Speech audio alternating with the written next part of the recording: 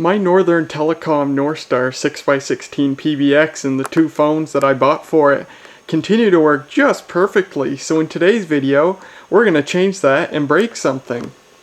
Hopefully not really, but this white phone is pretty filthy, and so what I want to do is actually give it a really thorough cleaning of the plastics. So in this video we're actually going to disassemble this phone to separate all the plastic pieces, the casing. I would have done the casing for the handset too, but you actually can't open up the handset, not without doing some damage anyway, as far as I know. So we'll leave the handset be, but we're going to hopefully get all the guts of this phone outside of the case here so I can thoroughly give the case a washing, and I'll wash all the plastic buttons as well. There's only one other video on YouTube of someone disassembling a Norstar phone, and they just did it haphazardly, brute force, because they had no intention of putting it back together. They just disposed of it afterwards. But hopefully we're not gonna break this thing, and we'll be able to give it a good cleaning. So first step is to unplug the phone. Phone is unplugged and I've removed the handset as well. So when we flip it over, this base here, which lets it sit up at an angle, actually comes off. It's just held in by tabs there, so if you squeeze in the right place, it's actually a two-handed job, but it comes off just like that. So this can be washed as is. And so the first step to getting one of these open is taking out the screws. There's, I think, 6 Phillips screws here. Screw there, screw there, screw there, screw there, screw there, screw there, screw there. I guess that's 7 screws.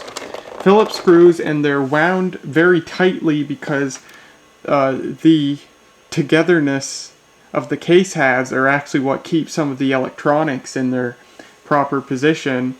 And there's actually some surprisingly delicate design choices that were made in these phones. You know, the Norstar phones, like pretty much all of Northern Telecom's phones, are known for being extremely robust and reliable. And it's kind of surprising that they're so robust and reliable, because when you actually get inside them, they seem very delicate, and I'll show you why when we get inside them, when we get inside this one. So let me take out the screws and then we'll come back. So I really messed up. I had a screw fall in a crevice here, so I tipped this upside down to get it to fall out. Bad move. Everything fell out of this. Buttons went everywhere. I've probably got buttons all over the room now, on the floor, under the couch, everything. And a bunch of the circuitry fell out. It was awful, and that's what I mean by these things are built really delicately. Take a look at this. Everything, almost everything, is plastic, or flexible rather, flexible circuitry. It's on a plastic sheet here. The button matrices and the tracks going to the displays are on this flexible sheet. You can see if I lift this up here, there's the connection to the indicator display. It's just carbon tracks pressed against there. You do hear of these sometimes losing display functionality, and I would say it's entirely because the flexible circuit isn't providing good contact. I really hate this. This is a really yucky design. I wonder if Northern Telecom's other phones are made this way. But anyway, yeah, after that little mishap, I've got all the buttons in here. You can see the speaker here. They give it a nice beefy speaker, of course. All of these phones have just excellent sound on them. And they've even put little foam in there to act as a, I forget the word for it, but it enhances the low frequency sounds. And the speaker, it's got a date code on it, 1998, made in China. No wattage rating on it, but I'd say that might be half a watt. We'll just keep that out, I guess. The speaker's held in with 4 screws. And there's your switch hook. I'm not sure how that works. I don't know if this must hit a piece of contact on this circuit board. This is the actual circuitry. You might find there's actually not much in here. If you've ever looked in like a POTS phone, there's hardly anything in here, and that's because these aren't, Norstar phones are not telephones in the normal sense. They're nothing more than digital terminals, kind of like dumb computer terminals, except it's a phone instead of a computer. So there's actually not a lot in here, very sparse circuitry. And there's the hands-free microphone. Does that pop out, or? Yes. So that just pops out, and this circuit board, you can see nothing's held in with screws, which is really distressing. And I guess I'll unscrew the speaker and take that out, and then we can get this whole trio of components out. There's these components out. Pretty beefy looking speaker, also kind of cruddy looking. So, and yes, the switch hook works by, if I press it up and down here, actuates that, which I assume hits a button on the bottom of that, which must be that. Oh, and this circuit board's actually got Nortel's logo screened on it. Very cool. So the switch hook can stay, that's a plastic component. Next is this stuff. Well, this comes out like so. Just like that, and that's plastic, so that can get, well, doesn't need to be washed, might as well. Kill all our birds with one stone. And then here's the main display, another component which interacts with the circuitry via this flexible circuit, which I really don't like. So we just carefully pull this out. And I guess the display's coming with it. There you go. There's your flexible circuit and main display, which, very nice. I won't have to worry about sticking the display back in there. It's kind of wedged in there. So we'll carefully set that aside. And all that's left for these rubber mats, these can get washed because they're kind of cruddy. Some Norstar phones get so cruddy that the keys and stuff get stuck down. So this can get washed. See, oh no, this display's gonna come out, and take a look at this. There's just that little contact pad that's adhered to the indicator display, and really the only way to grab the display is to pick it up. Well, oh, that's a button. You're just scared that you're gonna knock this off. This is only like glued on to the display, and if that comes off, it's done for. Yeah, I don't like that design at all. We'll set that right here. Yeah, not a huge fan of this design. Another rubber mat. Some of the buttons stayed in when I tipped this upside down like a dummy. There, and there's the remainder of the case. Oh, we do want to remove this because this is paper. We can keep the plastic shield and wash that though. Just get this paper feature card out of here.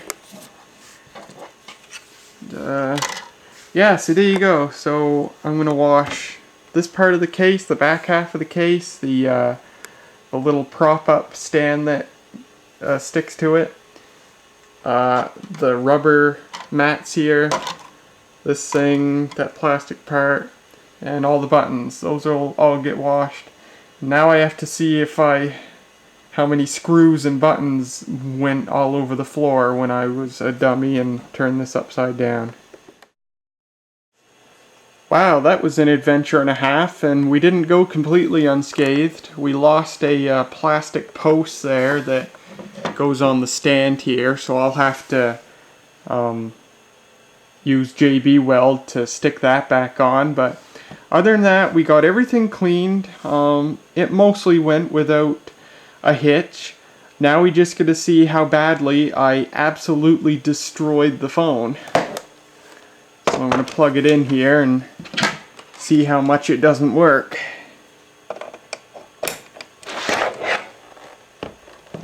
Wow, no friggin' kidding. That display's fine.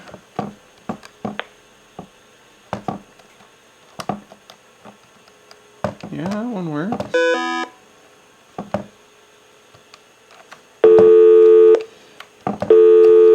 Yeah, wow, looks like everything actually works. That's very impressive, because that internal electronic layout to me is just horrible. Flexible circuits and parts that are held on purely by the pressure of the case.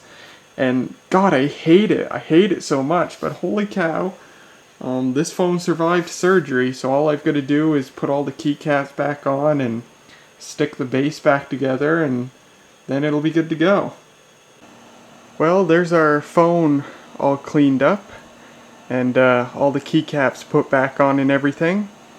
And I figure while we're at it, we might as well pull out the PBX. I've got the PBX hidden in between the couch and the wall there, where it can't be seen. So that thing's kind of dirty. I want to clean it up, so we'll pull that out. I'll show how you can remove the cover, the front cover, because you can completely remove it. And since we took a look inside the phone, I think why not just make this video a bit more technical. We'll actually take apart the PBX itself and take a look inside it, see what's inside a Norstar PBX cabinet. So here's our Norstar 6x16 cabinet, and we just open the cover, and the cover actually comes off just by pushing it upwards towards the top of the cabinet, just like that, and it comes off the hinges there. So there is the top part of our cabinet, and that can get washed. We'll take out our documentation here, our programming record and stuff like that, and our RJ21 cable, just like that. Put that out of the way, and there's your cabinet. So I can wash the front cover now. And how you take one of these apart, there's one screw right there, and I think that's all it is, if I remember right. It's just that one screw and the rest of it's clips. Oh, you've got to remove the software cartridge. So, put this down. There's our cartridge. And yeah, I think you just take that one screw out, and then the whole... Oh, this thing comes off. Just a plastic barrier. Oh yeah, that hides the other screw. Yeah, so there's two screws. So you take those out, and then the front half of the case comes apart. Once you loosen the two screws, there's two plastic tabs right here, and two plastic tabs right here, and you gotta press on those to get the case to separate. With the plastic tabs loosened, the front of the case totally lifts away, and look at that. Holy moly, that is one impressive circuit board. You see some electronic integration, even what looks like a microprocessor up there, but a ton of discrete components, discrete passive components, so many resistors, capacitors, and yes, relays. So these big green things, you'll notice there's, for each of the 6 outside lines, there's 6 identical sets of componentry, all independent, which is really nice. So the big green one here is capacitor. I think the yellow piece is a relay, tons of components on here. And of course there's date codes on stuff. 1988, 88, 88. Several fuses. There's the power indicator LED. And everything on here was made in Canada, which is so cool. There's a supercapacitor that keeps the cartridge alive. What's the rating on that? 5.5 volts, 1 farad. That's pretty darn cool. 1 farad supercapacitor. And I think this was really, really early days for supercapacitors. Like, this had to have been one of the very first mass-produced things on the market to use a supercapacitor. It's really cool. Here's where the firmware cartridge plugs in. And the whole circuit board here is just held in with a bunch of plastic clips. So if I wanted to, I could remove this, but I don't feel like it. Nice silk screening there.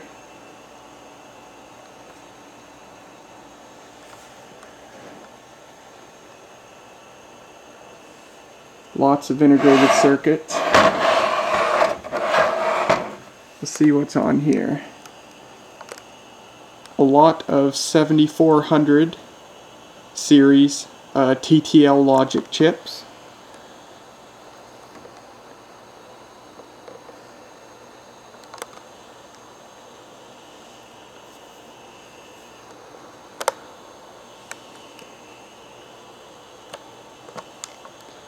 And look at that, a Motorola 6800 microprocessor. That's pretty neat.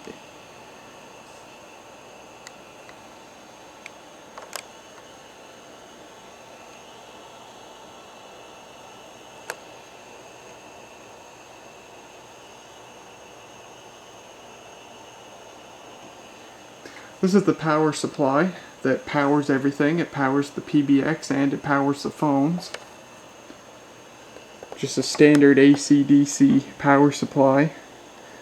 There's your AC coming in and your DC going out. So, oh, everything's actually very nicely labeled. So, 2 voltages? Yes, it outputs 2 voltages. There's 3 wires. There's ground, a +5, and a +16. So, this outputs 5 and 16 volts DC. The phones require 24 volts, so I don't know if they just put the... No, they can't put the 6 and 5 together. They're both positive voltage. There must be another circuit on this board that converts the +5 or the +16 up to +24 for the phones. Wow, that's pretty cool. Pretty cool to see. So there's the inside of your Norstar 6x16 PBX. That's pretty cool. Now with the PBX put back together, I'll wash this cover here, which is a little bit grungy. There. That's looking quite a lot better. There's still some marks on here, probably just, you know, paint stains and stuff like that. Stuff that might have come off with harder scrubbing, but maybe not. But overall, it's looking quite a lot nicer. So I think that about wraps up this video. There's a disassembly and cleaning of a Norstar telephone and a disassembly and cleaning of my Norstar 6x16 PBX. Very good. So thank you very much for watching, and I'll see you in the next video.